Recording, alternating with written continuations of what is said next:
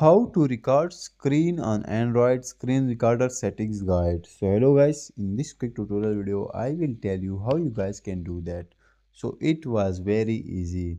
For that you guys will simply scroll on top side. Once I scroll here you guys can see a lot of options, but in your phone you guys will not see screen recording options. So how you guys can bring your screen recording option here, like in that phase, so you guys can access it quickly and you guys can record your screen.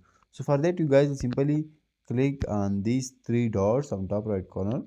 Once I click here you guys can see media output, edit titles. So simply click on edit tiles. Once we click on edit tiles, here you guys can see more functions. Also you guys can see edit tiles. So I already edited almost each and every tile, like screen recording and other things.